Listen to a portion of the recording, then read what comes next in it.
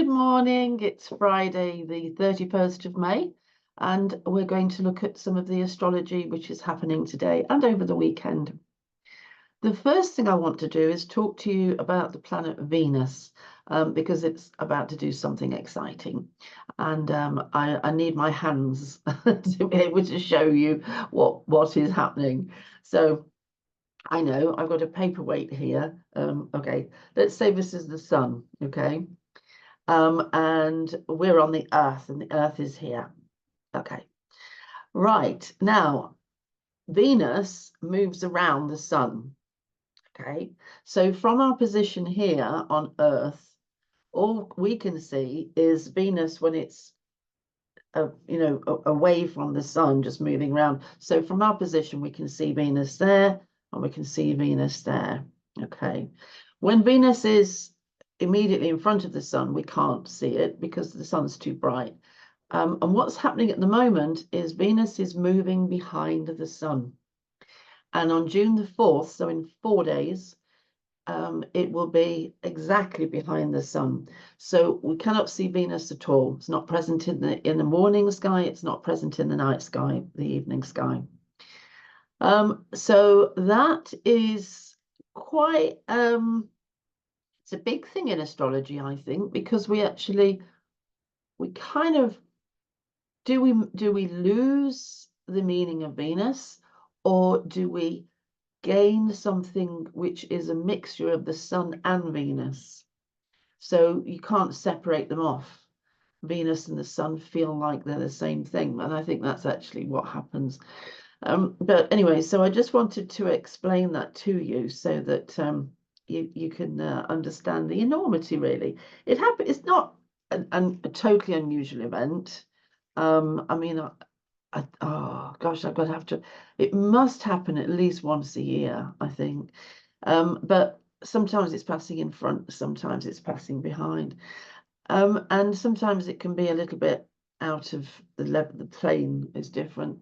But anyway, I just thought I'd mention it to you, and then we'll look at the chart and see what that looks like. So what I'm going to do now is I'm going to share that chart. Anyway, okay, so this is what it looks like. So Venus here is 9 degrees of Gemini, 18 minutes of Arc. And as I say, is just about to go behind the sun.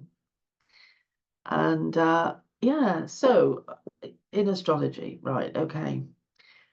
First of all, we are looking at where else is going to be affected by this. And so we're looking at planets which are opposite, planets which are square to, and we know Juno is square, and then planets which have another contact called a trine, 120 degrees away.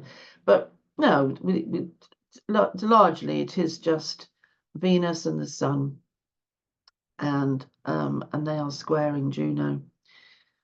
Okay, so this increases the power of the sun in Gemini, and it's because we can't feel Venus separately. We don't have a distinct attractor at the moment. So Venus's meaning is not exactly Barbie doll. What it's more about is the acquisition or the attraction of something. And also Venus can make us feel quite lethargic, like we want to do something pleasant, like we don't want to be bothered with work. We want to just lie on a riverside, and look at the birds and the bees and have a lovely picnic. Venus kind of likes luxury, nice food, nice wine, this kind of thing. And it's because it wants to honor and exalt the earth element, take the best things of the earth element and pull them towards it. So attract the best of earth element. Now, Venus is known as the love planet, and it is only in as much as it attracts to it something which looks wow. So if your buttons get pressed, if you go, oh my God, look at that, regarding a handbag, or a dress or a man, then yes, that is a Venus moment. So it's Venus works in not just attraction in relationship. Venus also works in attracting something to you that you want and would love to have. So when we say the love planet, we don't always mean relationship love. So I would, if I'm looking for a house and I see one, I go, oh, I love that house. I would love to have that house. We're loving to have that house, to acquire it, to possess it. It's that kind of love. But it is also, it applies to relationship also. Because we have the sun there, this is very positive. The sun's light is masculine, yang, always positive, and fills the sky with positive light and joy, as it does. The sun does this, so we could understand how it feels. It lifts us. So we are supposedly in for a few good days if we just take this one thing in astrology, that Venus and the sun are conjoined. So yeah, this is I think a good thing. However, the sky is telling me that, because Juno is square that it's not actually the best thing for relating in relationship. Something is exposed as a result. Now, let's say, for instance, you're living in a loveless marriage, right? Or a loveless relationship of some kind. And you put up with it because it's too much hassle to get out of it. You share things, or it's to do with family and what they might think, or there's reasons why people stay together, isn't it? Okay, well, with this type of setup, it's almost as if Juno, as representing romantic relationship only, doesn't do anything else, just romantic relationship. It's almost as if Juno is exposed or affected by this brilliant Venus-Sun conjunction, and so a relationship might seem wanting. You might be able to see all the blemishes. You might be able to get a sense of, I don't know why I'm bothering with this.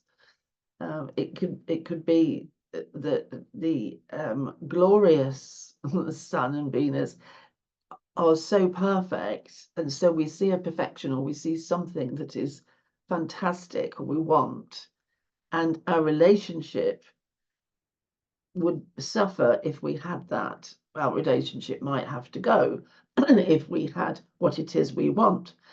Excuse me. So it's kind of that kind of scenario, but it's always difficult in astrology to say what's going to happen, because there's lots of things that could happen. There's loads of potentials. Astrology does not finitely predict anything. It's just a weather report. So if the weather says it's going to be raining, yeah, you should go out there with a raincoat and an umbrella. But if you choose to go out in a swimsuit and a beach ball, that's up to you. That's your free will. And so therefore astrology cannot be completely accurate, because it allows for that free will, and you might choose differently. So anyway, think of it as just a weather report and the winds of change, and work with them, I always say, because that's the best thing to do, but you can resist. Okay, so we've looked a little bit at that.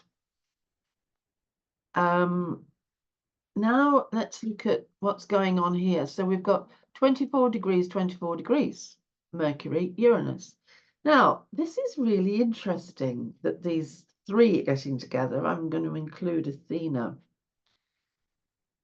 Mercury is an air planet. It rules Gemini, an air sign. Uranus is an air planet. It rules Aquarius, an air sign. Athena is an air planet. Does have rulership over any particular planet. However, Athena is about intelligence, learning, and receiving tuition or guidance for something which is a benefit because it improves your skills. Okay, so this is it is said that Uranus is the higher octave of Mercury. Yeah, I could see that. Now, because Uranus is an incredibly intelligent, but intelligent in ways that we haven't even heard of or thought about yet as a human race, we don't know how intelligent and what the intelligence is going to be all about. But it's just what we know now. We're looking at ingenious and ingenuity. So Mercury rules Gemini, as I said, right? So if Mercury is in touch with Uranus and they are combining their energies, and Uranus can be a very feisty, excessive planet, as in uproot, uproar, breakthrough, breakdown. It smashes its way through stuff. So if that is happening and Uranus is having this breakup effect on Mercury, there is a resonance or a bell ringing in Gemini land also, causing trouble, breaking through, breaking down. Yeah, this can be a great benefit to people, or it can be a tragedy. So again, not too sure. But because Gemini is affected here, because it's in the part of the sky that is Gemini, and then Gemini is affected here because Mercury rules Gemini, and this is happening to Mercury. It's quite a lot of activity there. As I say, though, Gemini is not a heavy sign, so it's quite light and bright, so it's not going to be that bad. Okay, so moving on a bit more, I want to come around here. So Moon and Saturn. Oh dear, I certainly felt this one. The last few hours have been very Saturnian, very kind of doleful. I haven't felt in high spirits, although I should be feeling it, very highly spirited because of all that stuff in Gemini, and I do have planets in Gemini. I should resonate with that happiness. This morning I didn't. This morning is more like, oh, feel a little bit, doesn't feel right. And that is to do with the moon going conjunct to Saturn, I'm afraid. However, it's only there for a few hours and it's moving on now, so it won't be around this afternoon. Okay, so I did talk about these two together, actually. Did I mention that okay, Athena opposite. So by tying in Athena opposite, what we're doing is we're expanding the thought of education, learning, words, communication into every pocket possible, into every part of life. There is at the moment support for those doing academic subjects, academic exams, this sort of thing.